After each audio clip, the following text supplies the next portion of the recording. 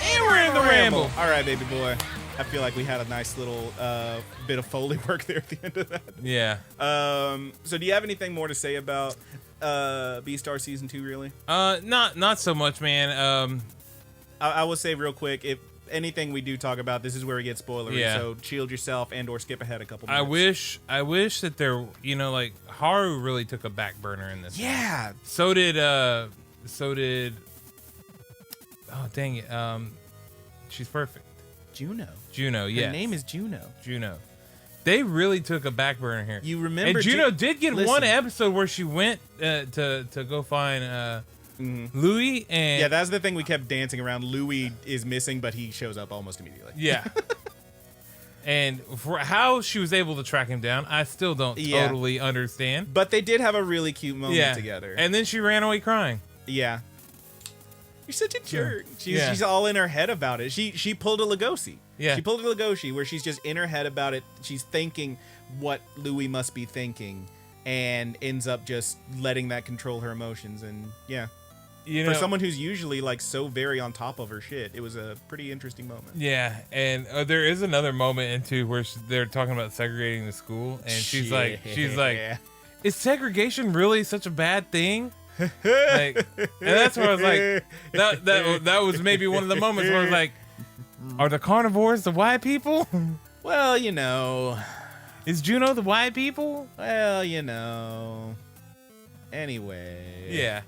Well, listen, I don't mind that looking at it that way because it gives you a whole lot of characters with a bunch of thoughts that they don't fully understand, a bunch of concepts they don't fully understand, and it's allowing them to think it through and find out whether or not this is something fun. And I'm actually, with you on that. we did get one cute moment too. I just remembered when What's the that? cheetah girl and the little lamb girl went shopping. Yes, that was very cute. That was fun. Yeah, that was kind of a random little story bit. That was really cute.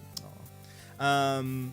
And there's one thing I did want to bring up, which is, again, I talked about how I didn't fully understand like some of the reasoning behind stuff, because this is one thing I don't want to spoil, is the person who did the devouring. But the person who did the devouring talks about the devouring like it was very good. Yeah. Like it was the most it was the ultimate way that a carnivore, and it was the way that a carnivore and a herbivore could be the closest, was to literally eat them. But you shit them out. And you shit them out. And it's really like kind of fucked up and delusional and really creepy the way that the character does it. And I feel like that was like intentional, even though it mostly just sounds like, man, homie really likes that thing he did. But there is a bit where, in an effort to become stronger, Lugosi eats like a bug. Yeah, he eats a larva. And like has a very similar experience. He talks about how like this is the closest he's ever felt to another living being or something like that. And it kind of threw me. I was like, yo, what is our ideology here? Are we saying that like that's good, or what's the deal? It kind of fucked with me a little bit. And then there's like another thing that happens at the end that I was like, yo, what? Bitch, what the fuck? That I don't want to spoil, but holy shit. Well, I think there's a certain divide there too, in how they feel about it. In which Lugosi is realizing it and using it as a respect for life.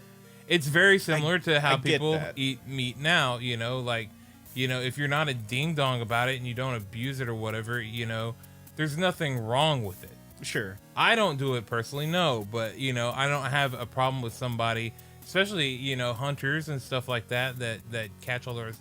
There's a certain respect that you have for it. Sure, and assuming that certain respect is given, then yes, I can see like that point of it. It just, I don't know, man. It sounded way too similar to what the other guy was saying, and it kind of threw me.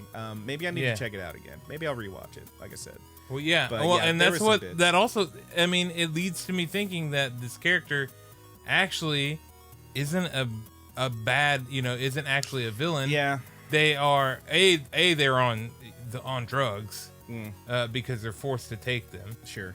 And B, they gave into, they fucked up essentially. Yeah. And but sometimes when you fuck up, you try to find a way to rationalize it. It don't make a whole lot of sense. That's the thing that I think is the villain's part of it, is that they try to rationalize it and are then therefore unrepentant in that action. Sure. They truly feel like it's okay and even good that this thing happened. That's the part that fucks me up. Yeah. And I'm like, no, you're I agree. But I think I see where you're coming from now. I think that the character is probably, they're still very young too. They're probably allowed for a time to, they fucked up, they did something wrong, they thought differently, and now it's a time to learn and adjust. Hey, this is wrong. And also the character is going to get in, I said and that was already too much. No, it's fine. Is in trouble. They're in trouble. They're paying for their actions. Yeah. And in the fight, there's kind of an anticlimactic resolve in which, Legoshi is arguing with this character, and then ultimately that, there is a reply or maybe a change. Yeah. It's a lot. It's not very satisfying, but I follow you, dude. It kind of reminded me. See, that's the thing, is like we said before, like Megalobox 2 isn't a show about the fight, so that final fight being a little bit meh was fine because the story ending was very good. I kind of feel like this one didn't quite hit the level on either one for me. Yeah. It was a not an unsatisfying end to the fight and a semi-satisfying end to the story. It didn't fall, I wouldn't say it felt incredibly flat. Yeah. Just a little. Yeah, it stumbled there at the end, but I still think it's a very good show, and I don't regret watching it because boy oh boy, whenever season 3 does happen, I'm gonna feel good about that. And satisfying or not, at least they gave endings that they attempted to make sense. Like, I'm with you. You can follow it. Well, Roger, I think we've said all we can say about that. We left it all on the mat, and I have a question for you that I already know most of the answer to, but I will ask it anyway. Roger, what have you been watching? I haven't had time to watch much. I mean, obviously, Beastars. I've not totally caught up on MHA, but we are close. We're to the point where Endeavor is officially trading Deku, Bakugo. Dang it, I tried to make it without yawning, and there it went. Deku, Bakugo, and Shota. And Shota, yeah, that's his name, right? Yeah. Icy, hot, cold. Yeah, that guy. Icy, hot. Something like that. I don't remember names. Don't put that on your nuts. That's Frostfire. It's Frostfire. That's his name. I don't give a shit. So I'm at the point where Endeavor is actually training them, agreed to it, and he's teaching them how to speed up or whatever. Looks like the villainous plot is moving forward. Yeah, I think you're a teensy bit ahead of me on that one. Sorry, dude. You're good. It's all good. I don't matter. I haven't caught totally up with When They Cry, but I am a couple behind, and it's still freaking good. I've been watching that one at a time, and then hit something or go watch something else. We did watch Loki for the most part. We haven't seen the last episode in between this, and then finally, whoo! There it is. There's that big yawn. Oh, sleepy boy. Finally, I have been watching Sonny Boy.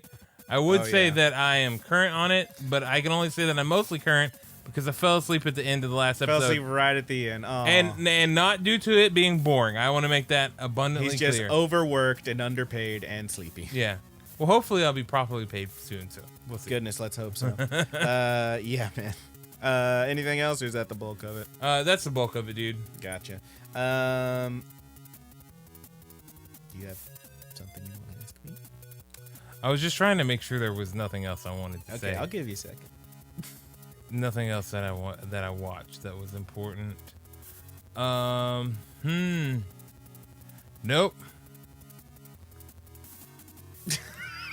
Brandon, what have you been watching? You fucking dick. You're such a jerk. I've been watching a couple things.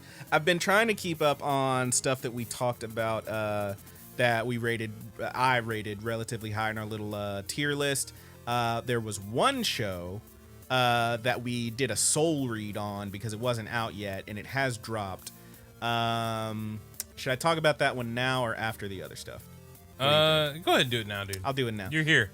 So the one that dropped now. was the Edaton Deities Know Only piece. We put it in a C. We split the difference. Yeah, we split the diff on that one because I was like, maybe a B, and you were like, maybe D. And I was like, split the difference, call it C. Here's the thing about this show. Studio Mappa, which they do good stuff, but also kind of been fucking up apparently. I read some stuff about them like underpaying some of their animators and maybe doing forcing some crunch time, and it's like not a good look, Mappa, but that's neither here nor there, and I don't have all the details, so look into the stuff you enjoy. It's important to be critical of the artists as well as the art. Anyway, this show, first of all, looks fucking rad. I really love the art style and animation on this one. It's very cartoony. It kind of reminds me, it kind of hits a space somewhere between Dragon Ball, Panty and Stocking, and like Promare, which I don't think you've seen Promare yet. I have not. It's like right in the middle of those. It's very cartoony, very slick, very cool, and has some really, really awesome color work. I love the way they do the colors in this one. Like they're like running through this desert area with the big plateaus, and it really looks like some Dragon Ball shit.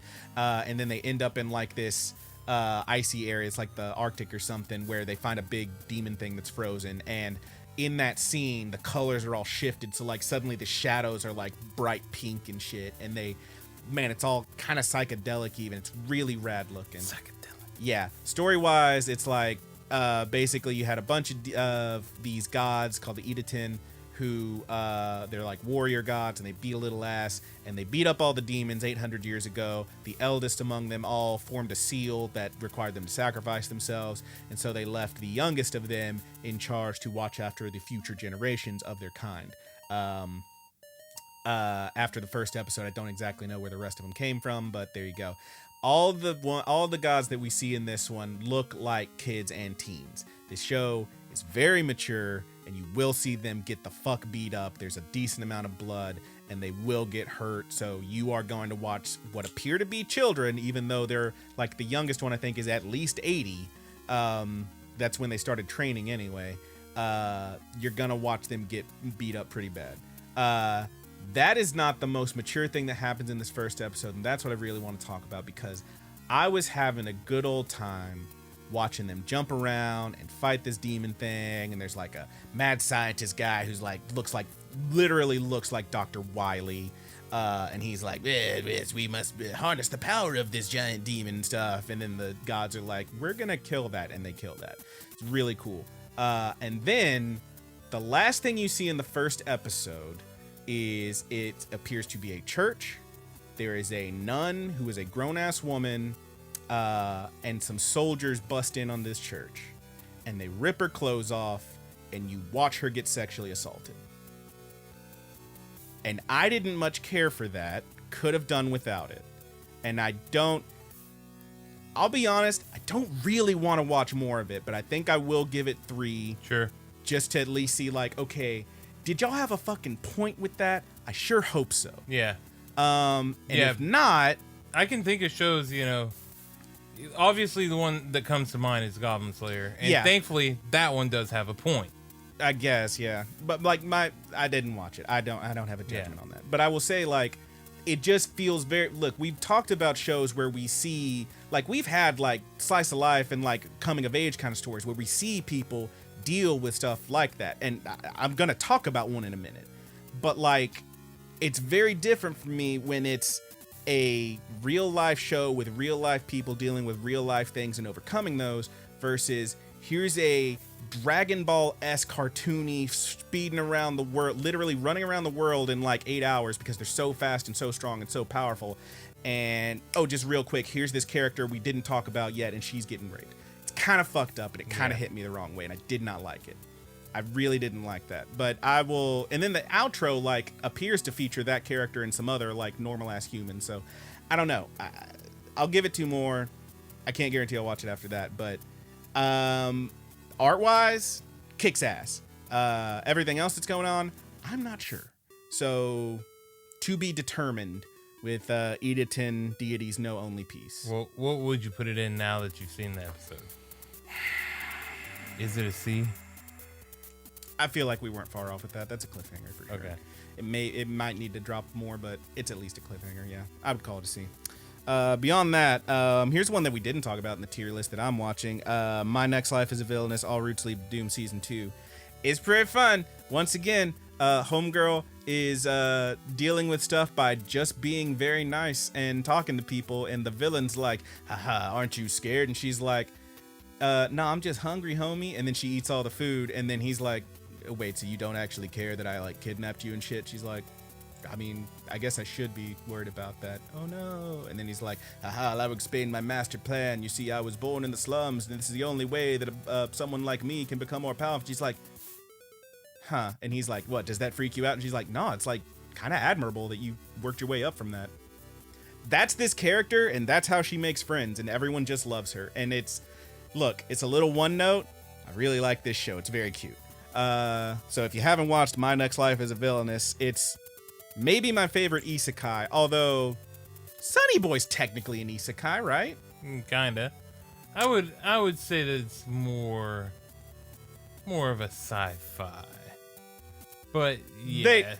Just because they don't say another world and they keep saying this world doesn't mean it ain't an isekai. That's true. Yeah. But yeah, Sonny Boy's pretty great too. What else we got? Girlfriend. I'm still watching it. I think I'm still there. I'm getting to the point where I'm about to drop off because they introduced the third girl, who is a streamer girl. They actually call her Booby Streamer because she's one of those that like the thumbnails are like her like wearing a sweater, a very tight sweater, and like bending over a little bit so you can see her like the outline of her tits and stuff. And they're like, yo, that's how she's getting views. And then they meet her. So, I don't know. Is she a booby streamer? She's streaming video games, but her thumbnails feature her boobies prominently. Yeah. If I were a female streamer, I'd probably do it. Bro, you got balls, whip them out. They don't allow that on the Twitch. Somebody's into that. And I'm not saying that, you don't, that that people watch that stuff because of that. Some people do click on because of that, and hopefully they get kicked because they're pervs. But, you got that sex appeal, you use it. You get them clicks. I don't want to belittle any female streamers. I don't think there. that. Lord knows I really don't feel like. Well, maybe I wouldn't know, but I don't feel like it's belittling to use your own sex appeal. I will your say God-given gifts. Sure. But also, like, there's a number. I will say this. There's been a lot of like talk online. This is Brandon's Twitter soapbox, I guess, because he read a bunch of stuff on Twitter and was like, "Well, that's fucked up." But there's been a lot of talk recently because there's a decent amount of people. One in particular who like the lady streamer doesn't really use her sex appeal. It's just like pictures of her being like, "I'm playing a game." Yeah. Sometimes that's enough for people to be like sex appeal. And I think some people just think if you're a female and you play games. Yes, and the exact thing that happened was basically she, I think, announced that she got engaged, and a bunch of her people were just like, "Oh, we're not watching your stream anymore because you're not available." It's like, did you think she was gonna fuck you? Did you really think that? That's fucked up. That's really fucked up. But it's like literally a thing. That's why, like, bringing it back to anime, that's why in all these fucking idol animes, they're not allowed to have relationships because it'll turn off their fans. It's like, this is fucked up. It's fucked up. You know what? I'm going to say it. Women have it hard. Oh, I would strongly agree. Shit's fucked up, y'all. Do not envy the struggle. Oh, yeah, for sure. Aquatope on White Sand. That one's still going. I really like this show. It's very pretty. Has very good art and animation. The story's pretty fun. And I don't want to get my hopes up, but I love me a good love story. And there's a bit in this most recent episode I watched where basically they're opening up the touch pool at the aquarium. They're trying to get that running. And they talk about how, you got to be careful. Some of the kids get kind of rough, but you can learn a lot about these creatures, these fish and whatnot, by touching them. You just never know. You learn more about them just with that.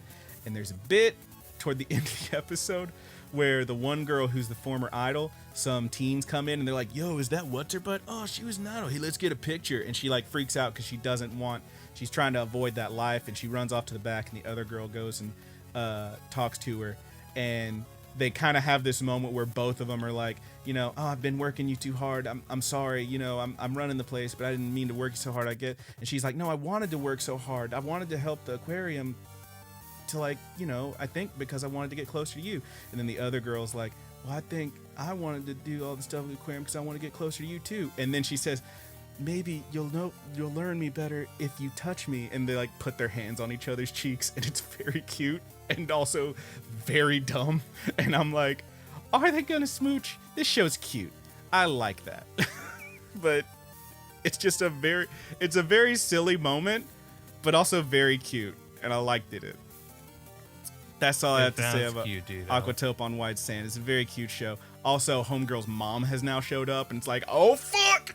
Yeah, we'll see where that goes. Case study of Vanitas.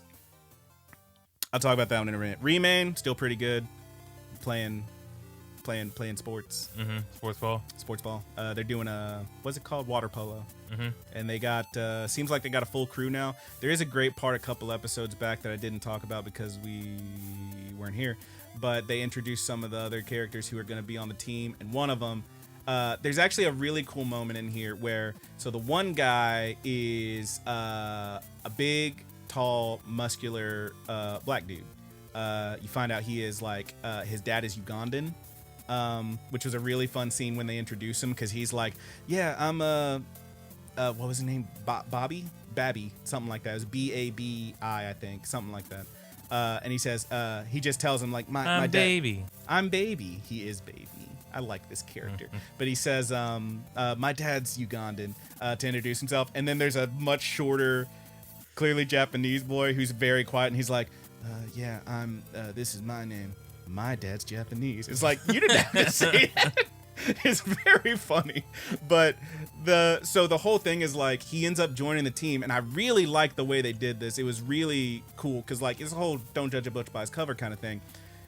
They show these clips of him, and he's talking about how, like, so the kid who's, you know, the former polo superstar has amnesia, doesn't remember any of that, is like, you know, yo, I'm not that big a deal. I really don't know how to play. And that's why a lot of people showed up, and a lot of them just left. But because he's not the superstar we thought he was, and they leave. But our boy Bobby sticks around, and he tells him like straight up, like, he relates to him, because as this very tall black dude, he had situations where he'd be in school, and they actually show clips of him like playing basketball, and he doesn't know how to dribble, and everybody's looking at him like, for real? Like, just like, you just imagine that scene. It's like, oh heck yeah, we're gonna win this game. We got the tall black dude, and then he's like, can't shoot the ball, and they're like, really? Really? And it's like, yo, that's fucked up. And he's like, that's why he relates to him, why he joins the team, because he feels a kindred spirit. People expect so much of him, and it's so much pressure, but he just wants to play and have fun. He doesn't want to have to live up to that. I really like that bit of development with that character. This show's very good. Remain is very good so far. It could end up being trash, but I like it a lot. Do Good Death is made. I said I would watch 3. I watched 3. I don't know if I'm gonna watch more. The show's very cute. I'm not big on the CG for this one. It's very not great, and boy, it's one of those where like, you want the character, you know, you always in these romance shows want the characters to talk and realize that they love each other, and these two do talk and realize they love each other. They just straight up, he's like, I love you so much, it hurts sometimes. And he can't touch her. They can't kiss. And it hurts to watch. Because every time she gets close to him, I'm like, oh no, she's going to die now. She's going to accidentally nudge this dude and die. And I know that's not going to happen until at least episode 11.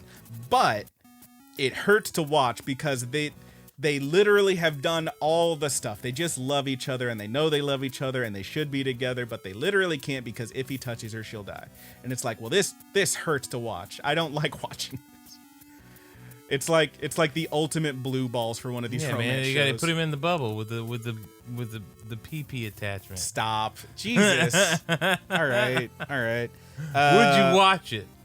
No. Out of curiosity. I don't think I would. Sunny Boy, we already talked about. I watched that whole episode, so I won't say anything about it. You told me you wouldn't laugh if they animated a bubble that in there. That would be some shit. The show's already even decently if funny. they didn't show him use it or anything, of course, but they animated a bubble and they look down and there's a little pee-pee slot. Stop. That's a lot, man. I don't think that would work, because like literally it seems like it goes through his clothes that he's wearing. They do have a moment in the most recent episode I saw. Yeah, okay, I see what you're saying. It's like episode 3, because he wears gloves and he holds a rose and it dies. Like, it goes through his clothes. But there is a bit where They basically... So PP bubble off the table. PP bubble's off the table. Damn. They do have a thing, though, and I shudder to think of what you'll do with this information, where they go into town and he's basically wearing a costume that's like a big metal cage so people can't bump into him, with like a big cloak over it and like a little head on top, so it looks like he's just very tall, but really he's in a big metal cage. And that's okay as long as no one touches him physically. Don't think too hard about it. But yeah, he's basically in like, just got this barrier around him. So he needs to have some pee-pee mail. Stop. No. But that's Duke of Death is made. It's honestly a very cute show, but the animation and just the pain of watching these people not be able to do anything together besides stand next to each other is kind of a bummer. What's next? Live lessons with Uramachi Oni-san. Still pretty funny. I actually need to catch up on that one. I'm only like 2 episodes in, but it's decently funny. Sonny Boy we talked about. Okay, here's the 2 that I really want to talk about, because there was a, like, last week was straight up like non-consensual kiss week, I guess. Case study of Vanitas. Homie is fighting a vampire lady named Jeanne, something like that. It's all French. And she is apparently a real badass fighter. She's got this killer, like, giant metal gauntlet that, like, is the size of her body that she whips ass with. I think they call her, like, the Flame Bright Witch or something like that. I forget. But she whips all the ass, and dude manages to corner her, decides he's in love with her, does the whole full-on Kabedon against the wall, and then just, like, very much just makes out with this girl. And she's like, what the fuck? Like, freaking out. And I did not like that. I did not like that at all. I will say I finished that episode, and they then introduced the best character ever. Her name is Dominique, Domi for short, and she basically kicks in the door and is standing there in all of her vampire noble glory with rose petals flying around her, and she's like, yes, hello, I have come, I have returned, and she's got kind of the kitty mouth thing going, like, where she's like smiling, but it's got a little right in the middle, and there's all these fucking rose petals everywhere, and I don't remember the name of the thing. I'm gonna say a name, and it's not the right name, but she is in there, and blah blah, and there's all these rose petals flying around, and she, the vampire dude Noe, says, yeah, okay, this is Dami, and that's her assistant Hector, and you look down, and there's just a robot shooting rose petals into the air like a fucking elephant the elephant. She just carries it around with her, and it shoots rose petals in the air, and one of the characters is even like, hold up, the rose petals were real? Like, it's kind of great. I don't know how much further I'm going to go with that show. It depends on how they handle those characters I talked about. But yeah, kind of a bummer. The other non-consensual kiss in this one hurt a lot to watch, is on Kageki Shoujo, Opera Girl. I still like this show, but they give you the backstory on the former idol Icy girl who, like, does not want friends and is very quiet and hates men. Oh yeah, she's got reasons for that. So we already knew that she called a dude at one of her, like, handshake thingies a creep, and that's why she got fired. She was forced to graduate, quote unquote, but she got fired from the idol thing. And you also find out that her mother is a very famous actress. No one knows who her daddy is. She was constantly made fun of in school.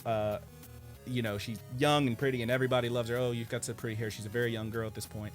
But she's constantly made fun of by all these jerk kids because, her mom's a slut or something because she doesn't have a dad or anything. Slut-chan. Yes, it's very bad. Her mom doesn't appear to have a whole lot of interest in her life or well-being. Kind of a shitty mom, it seems. That's how they write her anyway in these episodes. Brings a dude home and is like, oh yeah, this is whatever his name is. This is Johnny. He might be your daddy one day.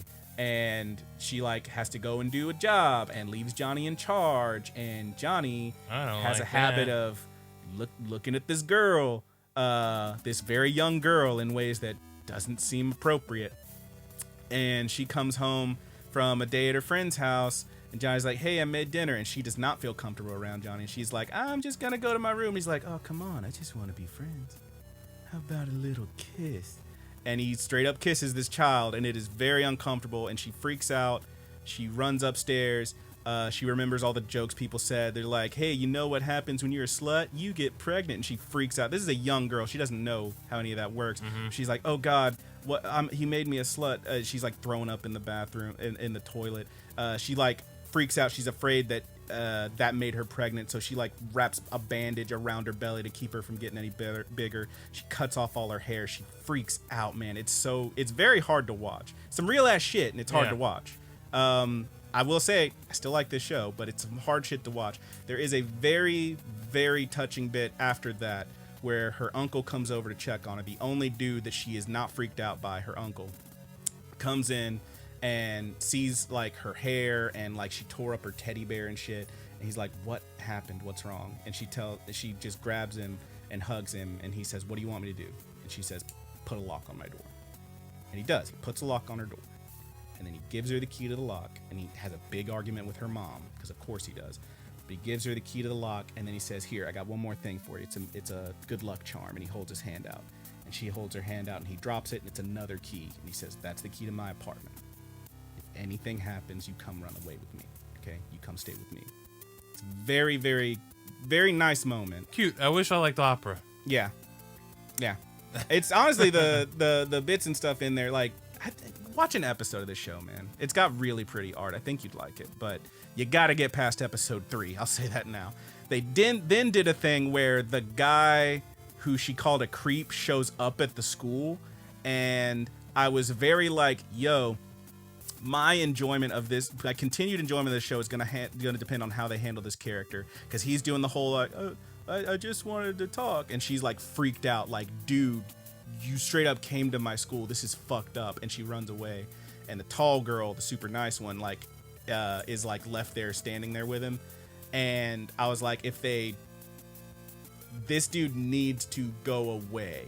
And I don't think I'm going to be okay with the show if they try to do like a redemption kind of arc with him. That is then that the show proved to me that while it deals with some very heavy shit, it is also down to absolutely clown, and they have a very goofy redemption arc for this guy. So I will say I think I had this one at an S. I'd probably drop it to an A. It is a little bit trashy, but it's also like they do it in a fun enough way. Were you satisfied with the redemption? Man, I really just watching it, I was like, that dude needs to fuck off. And then watching the episode after that where they actually have it, I don't know. I don't know. Do you feel like he needs to fuck off a little less? He definitely. So the whole thing is like she freaks out. She goes back to like find the tall girl who was there with him, and the uncle ends up showing up, and so the three of them, stalker, tall girl, and uncle, are hanging out and kind of chatting it up like, what's up? And she shows up to find, because he's the stalker guy is like a huge fan of the idols and shit, to find him doing dance moves from one of the idol routines, and tall girl like doing it with him to like see who's the better dancer kind of thing. And it's like kind of goofy, and homegirl sees that and freaks the fuck out. I was like, what the fuck is this? I thought I came back because I thought you were in danger and you're just dancing with this guy. Fuck off. And she like gets all pissed and leaves. And then she tries to like salvage things with her and does the whole like, okay, so what, that doesn't even make sense, because if you were actually worried about me, shouldn't you be happy that I wasn't in trouble? And like, it's a whole thing. She ends up like leaving the school and running away and hanging out by the ocean, where she's accosted by two other creeps, and then the stalker guy and the tall girl end up finding her before they can do anything. Stalker guy, in a very goofy fashion, straight up does a lunging cross chop at these dudes and misses, and then they beat him up, and then tall girl shows up and uses her ultimate technique, which is screaming, help, these dudes are accosting us two young women, and the cops show up and chase them away. At which point it shows a straight up, it's the tall girl with her big poofy crazy pigtailed hair, but she's got like the hard ass fist of the North Star like dude face, and she's like, ha, weaklings, like she really did something. And I'm like, okay, so this show is goofy ass trash, and I kind of love it. So yeah, it definitely, I don't know, it took a notch or two away from like the realism stuff of it, it's given me a little bit of whiplash though, because it went from like QT episode, really dark episode with the straight up creep dude, QT episode, and now this next one appears that it's going to deal with another character who, because she has to stay so fit to be good at this school, is developing an eating disorder. And I'm like, man, oh man, y'all are going up and down with this one. It's pretty wild. I still don't hate it. It's definitely dropped at least one notch from where I had it. I'll say that. But yeah, I'm still watching it. So there you go. Nice. We'll see where it ends up. I don't know. Yeah. Anything else? That's about it. We finally got there. Do you have anything else to talk about? Well, what do you think about Sonny Boy so far? Are you enjoying it? Still an S? Yeah, I really like this Sonny show. Boy. Really feels like something special, man. Yeah, like you know how wild. like certain anime you watch, like Sarazama, I felt really special. Yeah. Or Devilman Crybaby feels really special. As fucked up as it was, yes. Yes. Even they kind of have similar animation too. A little bit, yeah. It's very cartoony. This one, very, very old school. Yeah, there's something about this show that just feels. Yeah, if you're not watching Sonny Boy, please watch Sonny Boy. I will say it does a thing where like it just drops you into the episodes, no intro or nothing, which I'm with. I think it's cool. But it also does these things where like you really just have to go along for the ride, because there is gonna be so many moments where like someone says something that doesn't seem to mean anything, and then it comes back later, or someone like some of the powers that these kids have are very bonkers and strange, and there's just like, yo, why is the animation so different and weird for just this thing I'm looking at? And it's because someone used their power to make it or whatever. It's really wild. I'm with it. I really like it. It's interesting to look at, man. Yeah. I like that weird shit, dude. I love that. It's you make it blobby, you make it weird, you make it. Sometimes the it looks wonky. I like that wonky shit. I love the girl with her cats. Yeah, man. I was really worried that one of those cats had died or one of those students had killed one. Oh, no, my heart would have been broken. Them cats okay. Yeah. For now. Them cats is good. Yeah, I'm really into Sonny Boy. She has the power of Amazon. Yeah, she does. She has the power of Jeff Bezos. Amazon. Yeah. Her power is Jeff Bezos. Also, so the one kid, it also does a thing where like there's this dude who can fly, and he seems to have a bunch of different powers. I'll just say now. Yeah. But one of them is he can just straight up fly. And there'll be a thing where like characters are talking like, oh, blah, blah, blah. Yeah, what do you think about blah, blah? I don't know. We got to figure out what's going on. And you'll just see this kid float in from the sky and just land and be like, blah, blah, blah, blah. Oh, yeah, blah, blah, blah. All right, blah, blah. And then he just floats away.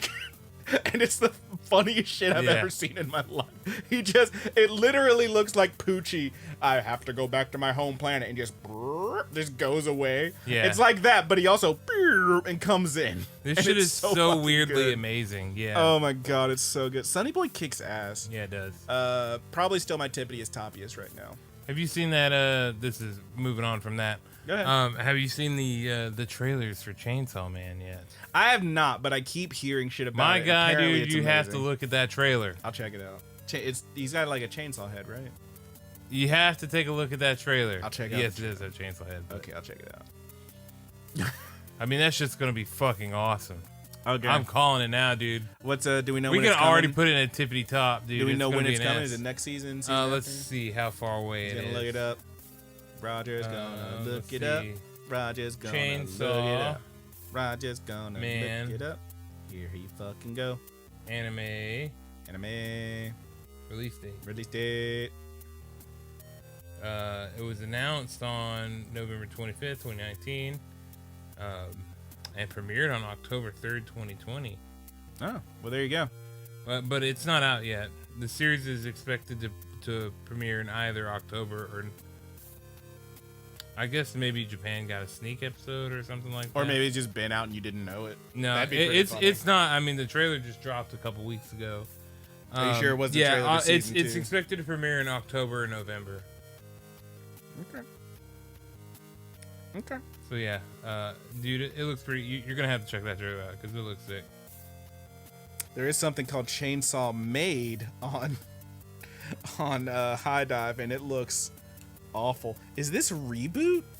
Why does it look like oh no, it's claymation. Oh Jesus. All right. Oh, it's one of those short ones. It's everything's like 3 minutes long. Yeah, I'm gonna check that out. Why not? Up 2 episodes. Excuse me. Roger, we have some anime news. Last bit was kind of anime news, talking about Chainsaw Man, I guess. But that's true. I got 2 stories that I've been dying to talk about for a couple weeks now, and we just haven't had the time because we either didn't record or we didn't do a ramble. But 2 things. For one, it was officially confirmed, like first or second week of June, that, and this is, I'll be honest, this is a thing I forgot was happening. But when they said it was happening, I was like, I'm down for that, but only if this person shows up and is attached to the project. You may or may not remember that there is a live-action Cowboy Bebop on the way. Mm-hmm. And you know who they confirmed is attached. It's goddamn Yoko Kanno handling the music. And that's all I wanted. I just got ran over by the hype train when I read that shit. Because I forgot it was happening, and I was like, oh, yeah, Cowboy Bebop. I forgot about who she is? For real? Oh, yeah. And then I died a little bit because I'm so happy. I love me. Look, Cowboy Bebop is one of those series, one of my number ones, one of my tippity tops, top 5 for sure. Mm-hmm. And part of that is the soundtrack. That soundtrack kicks every ass in the world. Yeah, man, you get you some of those real folk blues in there. I can't wait. I'm gonna nut and then cry in that order. I hope they use some songs, which is usually how it happens for me. I hope they use songs from the anime. Not really. Yeah. It would be. I think it would be a misstep not to. I think they kind of have to at least. I mean, you can't do it without Tank. Yeah, you gotta have Tank.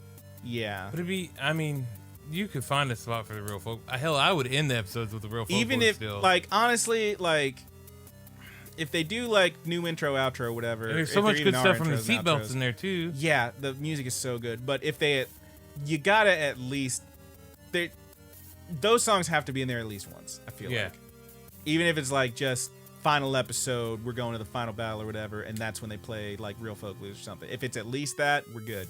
They gotta be in there. It'd be nice if they were the intro and outro still, but we'll find out. I did have one more piece of news, and this is mostly for me, because I don't really know what this means, but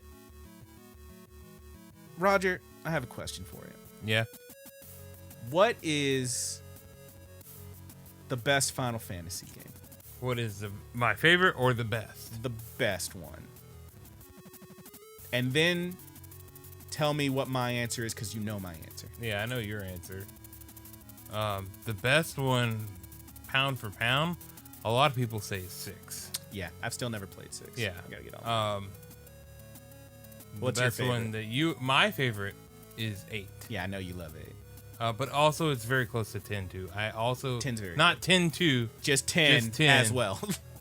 You didn't like 10-2, bro? Oh no, I didn't mind it. But Garment Grid, baby. But I mean, if you're thinking about between the 10 and 10-2, 10 is the far superior. I love a job system though. I love a job system, which is part of the reason that one of my personal favorites. Your answer is 9. Yes, 9's the best one. And that's okay if you don't. I also really like Tactics Advance. I've played a little bit of Tactics Advance, and I was annoyed by the little guy who shows up and is like, here's the rules, you can't use swords this fight. I'm like, fuck you. Yeah, it can be a pain in the ass. That game gets hard, dude. I like regular Tactics. I've played through regular Tactics several times, but Tactics Advance got away from me, I'll just say it. But anyway, I love Final Fantasy 9. And apparently, and I don't know how this is going to work, but it is being adapted into a kids animated series. It is going to be like for kids. Wait, what? A children-ass show. They're making a series out of Final Fantasy 9. What? Oh, yeah, right? You sent me something that, didn't I told you about that shit. Yeah. I don't know how that's going to work or what it means. Well, hell, I hope they do it for more as well. Being adapted into an animated series aimed at kids, producer and distributor Cyber Group Studios said Tuesday, and don't quote me on this, but I think Cyber Group Studios is the people that did Code Lyoko, and I don't know how to feel about that, but whatever it is. Code Lyoko was a long time ago. Code Lyoko was a while ago. Yeah, I'm gonna look this up just so I don't sound like a complete idiot. Hopefully it's better than the original Final Fantasy anime, which is not very good. Oh yeah, do you ever see that movie, The Spirits Within? It's not good. It's not good. No, it's not. I don't even think Advent Children is as good as everybody says. No, it was the animation on that one really got away from it. And they did do like a re-release thing that like improved a lot of it, but the story was still kind of. I think mostly, most of us were just happy that it existed. Yeah, no, you're absolutely right about that. Just looking up a thing here. I know that's not listed on here. I guess it wasn't them. Who did Kolyoko then? What am I thinking of? I remember reading a thing that was like, I don't know, Studio Ghibli. Definitely, they don't make nearly big enough heads, my guy. I can't find the freaking people that made this, and I'm not looking that hard. Who fucking knows, dude? It's probably a defunct studio, but no, they're still around. I remember reading a thing about them doing something. ACD animation, blah blah blah blah blah blah blah blah. And I've officially taken too long to read this. Fuck it. Fuck Code Lyoko and big ass foreheads. Listen. Here's the point here. Actually, you know what? That would actually be a decent fit because the characters in Final Fantasy IX also have big ass heads, so maybe they should get the Code Lyoko people. Point is, I love me some Final Fantasy IX, and I don't know how that's gonna work or happen, but within the same 5 or 6 months, we got rumors and or confirmation that there's a Final Fantasy IX animated series. Production on Code Lyoko was the Moonscoop Group. Okay. And Ellipse Anime. But we got confirmation and or rumors that there's going to be a Final Fantasy IX animation and also a WWE animation. And it feels like the entirety of my, what was that, 2003? Before that, even 96? Whatever it was, it's all coming back. It's all coming back to me. And I'm afraid, but I'm going to watch these shits. I'm going to watch all these shits. And I'm going to feel some kind of way about it. I bet you will, man. I'll probably watch it. I mean, if they release that, yeah, I absolutely will watch it. Yeah, man. I just really love that. Yeah, that was the year 2000 when that was released. That is about the last time I was still watching WWF before I took a very long extended break and then came back. So the fact that I'm getting there's going to be a Final Fantasy IX and a wrestling series, animated series, are really fucking with my head, I'll be honest. But I'm with it, and we'll find out. Those ones are getting animated, and Cowboy Bebop's going to be for real live action. What a time to be alive. That is some shit. That's some shit, dude. Might need to replay Final Fantasy IX again. Maybe it's been a couple years since I did it. I like to play it every so often. It's just a very good game. Anyway, now you can get it on your Switch, dude. Yeah, man. You get that physical copy on your Switch. I actually have Final Fantasy VIII on the Switch, and I started playing it, and then stopped playing it, and then I tried to play it. It does look really good. I tried to play it the other night, and I was like, I don't remember where I am. Yeah. The school is moving. That's all I know. Yeah. That's the one. They really did I think they did a good job. Oh, they did. Remaster. They absolutely did. It looks very good. You can actually see their faces, for God's sake. There's a really good, that meme with the guy eating cereal? Yeah. And then he says that'll never happen, and then it happens and he's spitting out the cereal. There's a line in Final Fantasy VIII where Renoa at the dance, she says, "You're the best looking guy here." Yeah, and it's got Squall's stupid pixel face. Stupid ass pixel face. And it was just a picture of stupid ass pixel face Squall, and the guy saying he'll never be the most handsome guy there. And it's the remaster where you can actually see his beautiful face. It's just holy shit. It's so good. That's of those. Let me think for a second, because I've never really played anything before 7. But 7, 8, 9, 10, 10, 2. Didn't play 11 was the MMO that was not good. 12, 13. 12 underrated game, man. It's a good game. 12's okay. I don't like the combat in 12. I didn't like it. It was like the auto thing. 13, 14 was MMO, 15. So the only 2 of those I've never finished are 15 because I got bored. And 8. I never finished 8.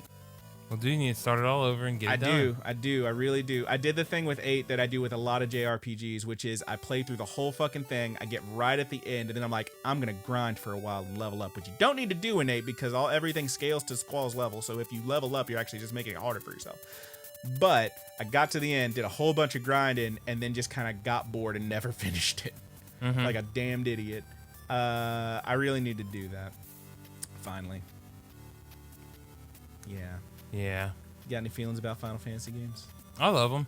I just don't have the time to play them anymore. Yeah, man. That's the problem, dude. Is I just don't have time to do JRPGs as much as I like them. I get you. Did you ever? Let me ask you this: 3 games that I know you either never finished or never even started. Did you finally finish Resident Evil Village? No. Did you ever finish Last of Us 2? No.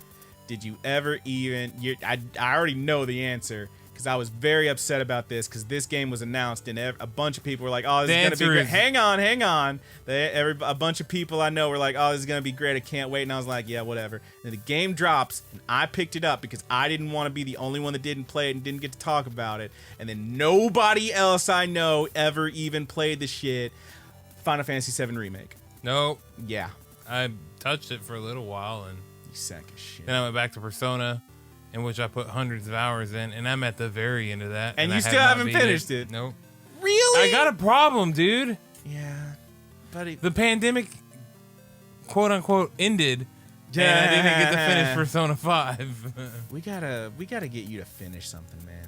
I do finish things on the channel. Yeah. Corey and I beat Alex Kidd.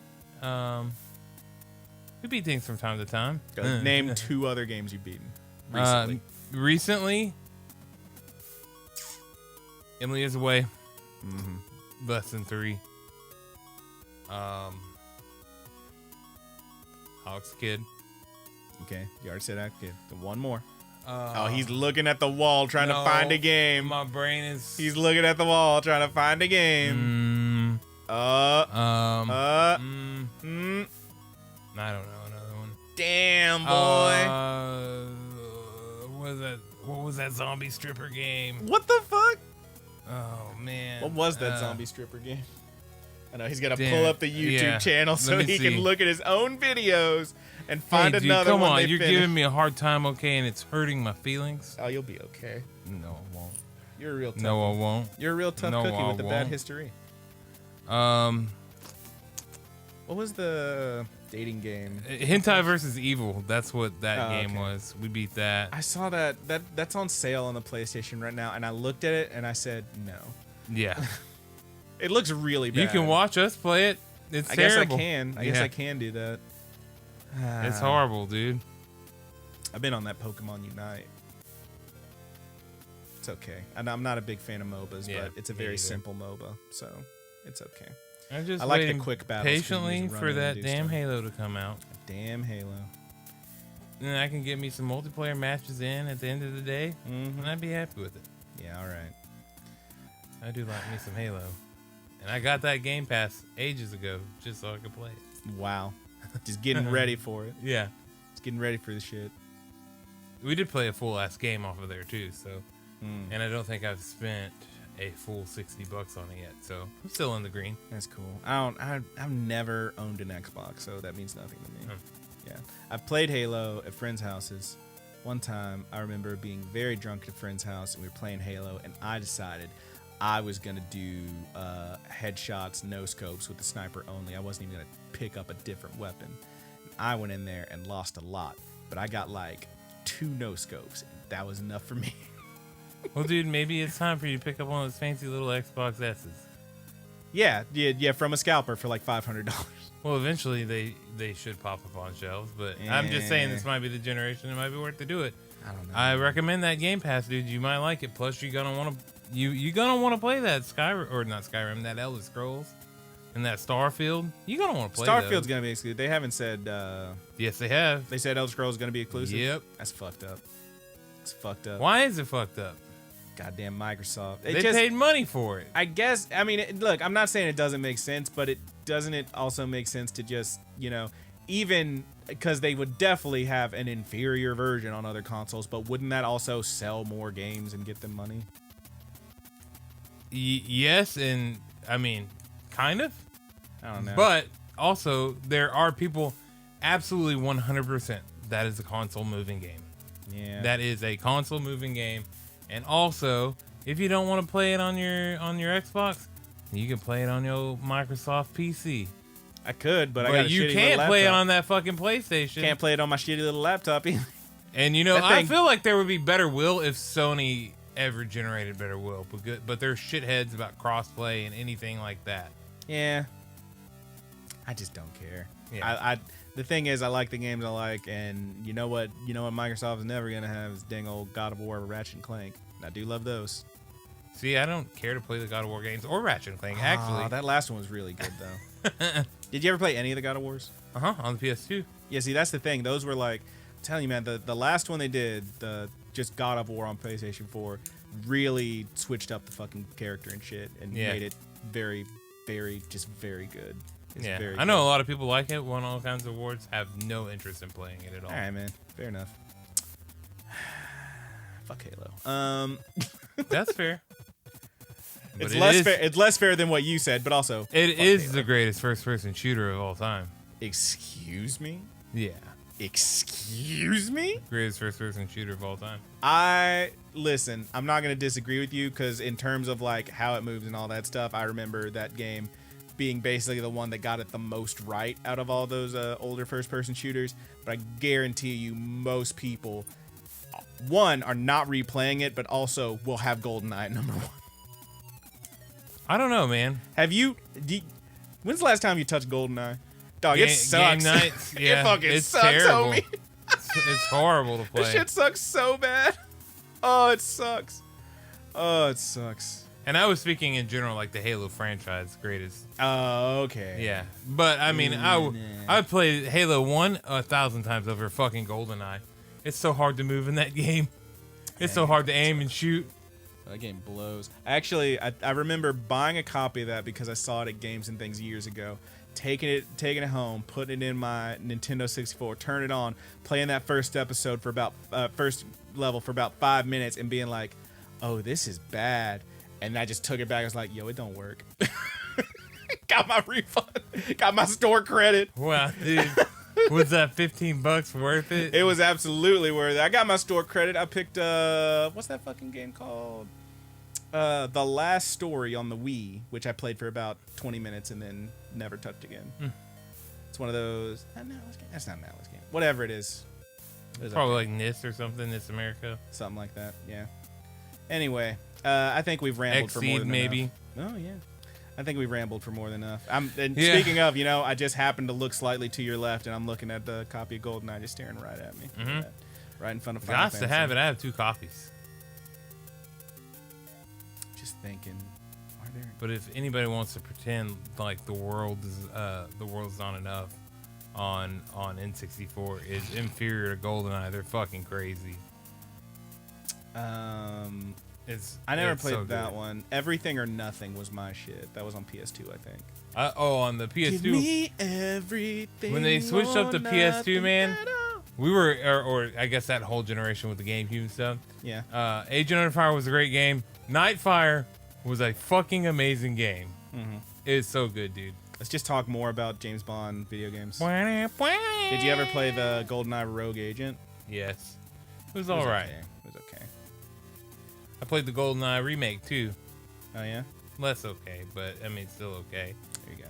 I bet you there's some really good like fan remakes that kick ass online. You seen this fucking Playdate thing? No. It's this.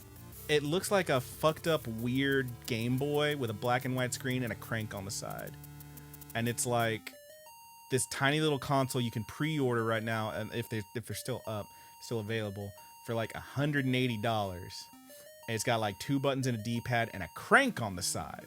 That's part of the game, and it's like really weird looking, and it's like a thing where you buy it and you get like 2 games a week for 12 weeks for freezies, and then anything else that comes out will be like on it, you buy presumably.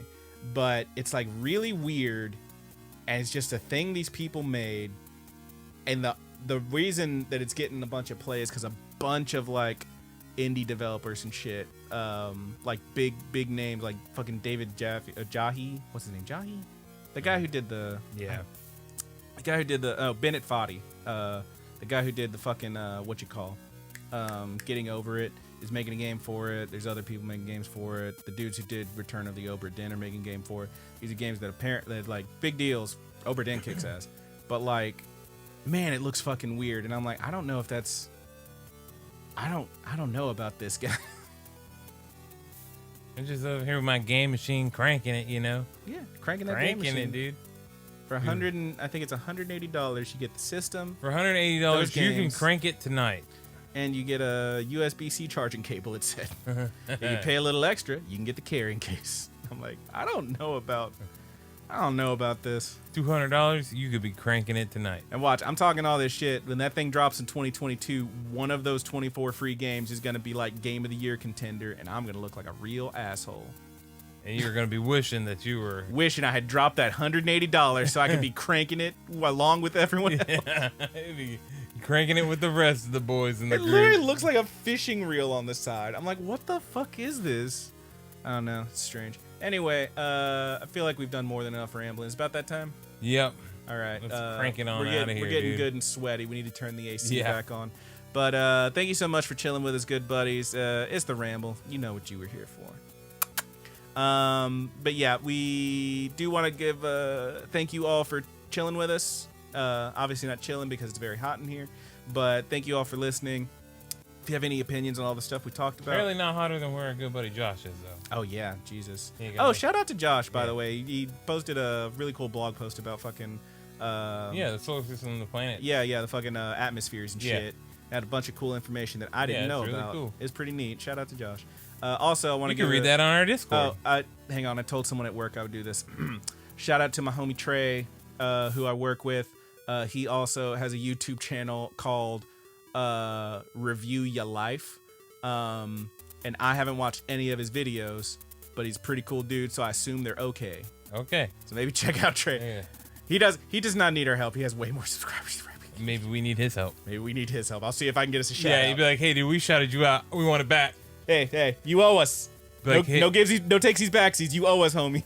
Yeah, and don't tell him we're filthy weebs. Don't tell him we're filthy. No, he knows. He knows we're filthy weebs. We talked about anime. Here's a fun one. I did, because this is the guy who was telling me, like, he was hanging out with some friends, and they were like, they decided, hey, let's actually watch MHA. So they were like slamming through the whole series together or whatever, and they're all caught up now. He was like, what's good, man? What's funny? And I was like, you know what, one of the funniest things I've ever seen is called Asobi Asobase. Oh, and I don't want to tell you anything else, but I want you to just watch it. And like, it was very hard for me to not just spoil the swerve of it. But like, he said he started watching it and he was like, did I type in the right thing? Because you know that intro just makes it look like a little slice of life. And then them girls just start slapping the shit out of each other. And he was like, oh no, this is great. And I don't know if he got any farther. I think he said he was waiting for his friends to hang out again so he could make them watch it.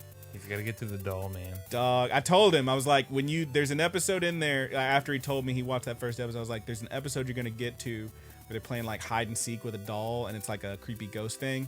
And that's the one that made Roger laugh so hard he almost puked. And he had to turn it off because he was going to wake up his girlfriend. It's fucking hilarious. Yep. It's fucking hilarious. That show is so dumb. If y'all haven't seen Asobi Asobase, check out Asobi Asobase. But if you want to tell us what other shows you think are very funny, yes, I would love to hear about them. Any opinions you have on all the stuff we talked about. GoldenEye, Halo, God of War, motherfucking Final Fantasies, animated series, things that are being turned into animated series or vice versa. How you doing? How you doing? How we doing? How am I doing? Check us out, hit us up. By all means, leave us those comments anywhere you see the name The Good Buddies Anime, whatever it is. That's us. We are the goodest good buddies. There is a couple other things called the Good Buddies, but we're the ones that talk about anime, so that's us. But we're your favorite good buddies, right? Yeah. Right? Yeah. I'm very needy. I need you to say it. No. But by all means, leave us a comment. We have the Facebook, the Twitter, the Dead and Zombified Tumblr. Of course, all of those links are in the description. We have the Discord, which is a great way to hit us up and chat. You can hang out with us and all the other good buddies. And of course, the easiest way is to leave us a comment on Rapid Kick Media on the videos. That is where we usually see them. That or the Discord is by far the easiest way to get our attention. And we will absolutely give you shout outs if you have anything to say about us or about the things we did. Yeah, man. Just come hang out. It's all cool. Right. Let's crank these damn plugs so we can get the hell out of here, dude. I'm getting there. I'm sleepy. I'm gonna slow down now just because you said that. Cat's probably in there fuming that it's so hot. So sure. Like, God damn it. She'll be fine. She'll be fine. Okay, I'll check with her. Make sure she's fine. Okay. Anyway, see how it ends up for me. It's a bold strategy, Cotton. Chill out. Speaking of Cat, we do want to give a shout out to our musicians, including. Also, she gave Beastars a 9. Oh, look at that! She scored it a 9. It's an animazing for her. We gotta get her in here for a guest episode. Sure. Why not? That'd be fun. But yes, we do want to give a shout out to our musicians. Thank you so much, Married with Seamonsters, aka the Mary Janes, for the use of our opening theme song, Paperdoll. That song is only available on marriedwithseamonsters.bandcamp.com, but a lot of their other stuff is on the Spoofy on the Spotify. Check it out. Also, a quick shout out to Earthstrung. You can buy some cool soaps and whatnot on the Etsy, Earthstrung. Good stuff. I also want to give a shout out to our good buddy Haas, aka Thomas Tastes Better on Instagram, aka Dungeon Witch on the YouTube, for the use of our closing theme on the YouTube review portion of the show. That song is called The Buddy's Good. Thank you again, Haas, aka Thomas Tastes Better on Instagram, aka Dungeon Witch on YouTube. And finally, a shout out to our good buddy, A Petty Theft.